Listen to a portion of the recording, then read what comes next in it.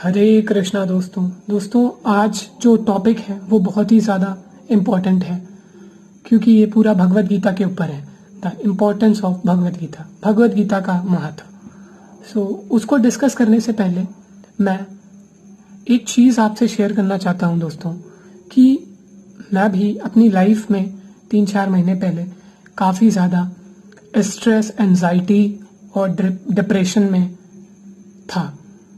और ये डिप्रेशन मुझे मेरे फेलियर की वजह से हो रहा था, जिसकी वजह से मैं स्टडी पे फोकस नहीं कर पा रहा था, अपने डांस पर फोकस नहीं कर पा रहा था और ना मैं खुद पर फोकस कर पा रहा था। और इसका मैं कॉज भी नहीं समझ पा रहा था कि ये प्रॉब्लम हो किस वजह से रही है।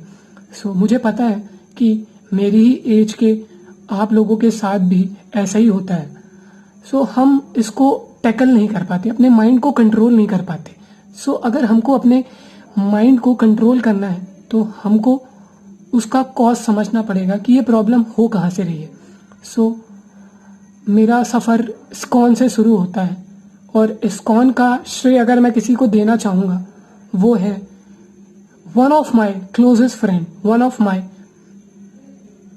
Closest sister. She is from Delhi, her name is प्रतिभा।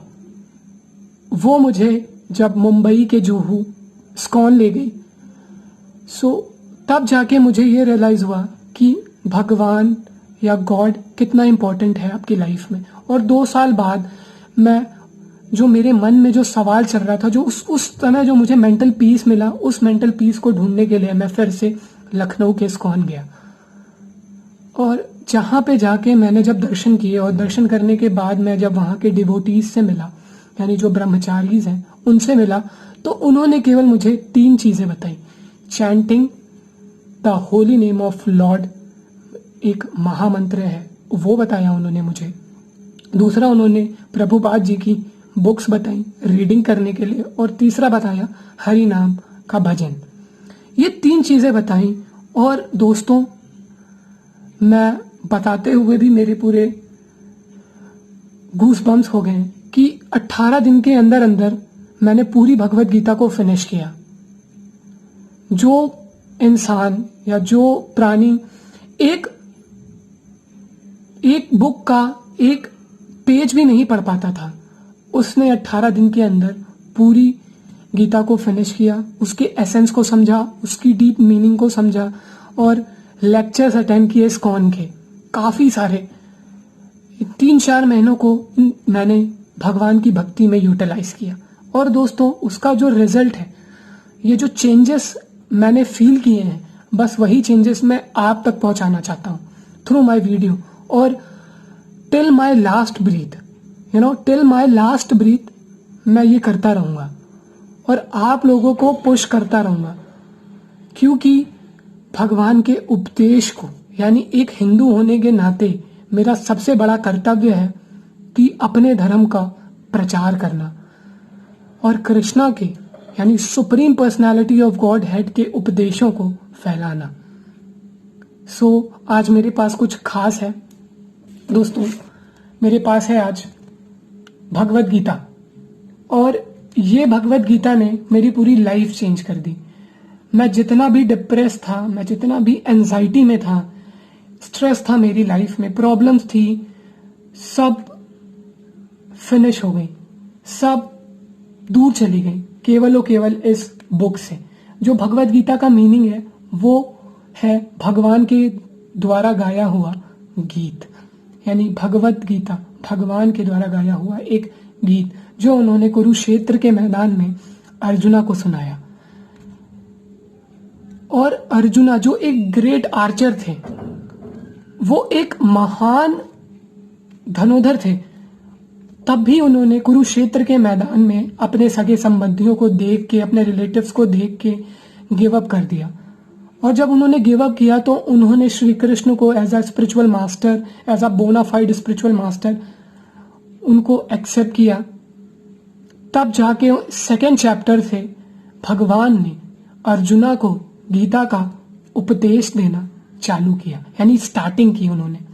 जैसा कि आप इस पिक्चर में देख सकते हो कि श्री कृष्ण और अर्जुना, ये होता है गुरु शिष्य का फर्ज कि एक गुरु हमेशा आपकी लाइफ में हमेशा आपको मोटिवेट करेगा जब भी आप गिव अप करने वाले हो। सो इनसे अच्छा गुरु और कोई भी नहीं हो सकता। बिना हरि नाम के आपका जीवन व्यर्थ है। सो इसमें जो 1 से लेके 18 अध्याय हैं वो बहुत ही ज्यादा डीप है, वो बहुत ही ज्यादा मीनिंगफुल है।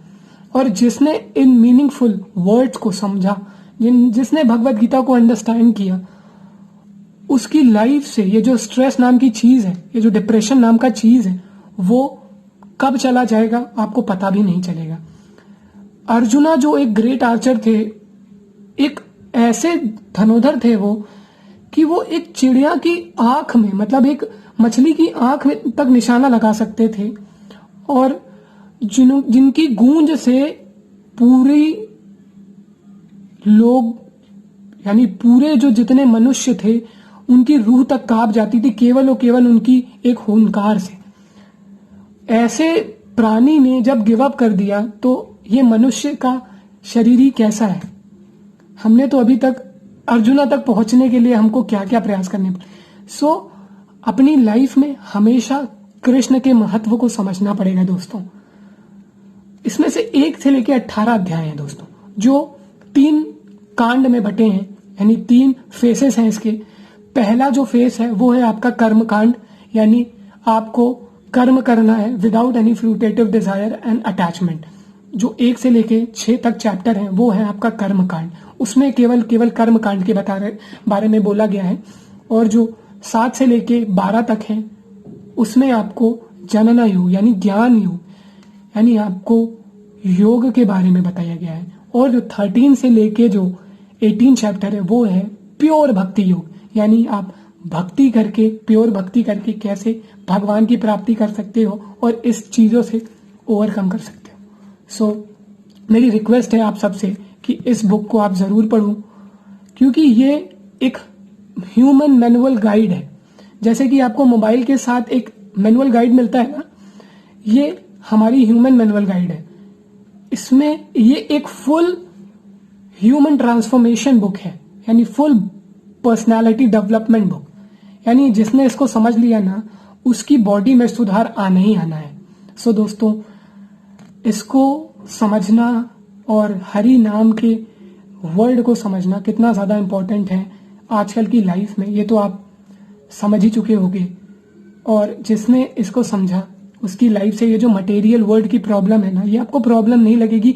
बस आपको ये लगेगा कि ये माया का एक इल्यूजन है, जो कि हमको हमारे कर्म तक पहुंचने नहीं दे रहा है, जो कि हमको भगवान तक पहुंचने नहीं दे रहा है। सो ये एक रास्ता है भगवान तक पहुंचने का, क्योंकि ये भगवान के द्वारा गाया हुआ एक गीत है। सो दोस्तों, इट्स माय हम्बल रिक्वेस्ट कि आप ये बुक पढ़ो। और मैंने अपना इंस्टा पे नंबर भी शेयर किया है अपनी प्रोफाइल पे। जिसको कोई भी प्रॉब्लम हो, जिसको कोई भी दिक्कत हो, वो बिना डरे, बिना हिचके मुझे डीएम कर सकता है। I always there for you. So दोस्तों, मैं प्रेयर करूंगा भगवान से कि वो आप सबके जीवन को एक अच्छा मुकाम दे और आप सबको शांति प्रदान करे। हरे कृष्णा कृष्णा कृष्णा हरे हरे, हरे राम राम राम हरे हरे, हरे कृष्णा।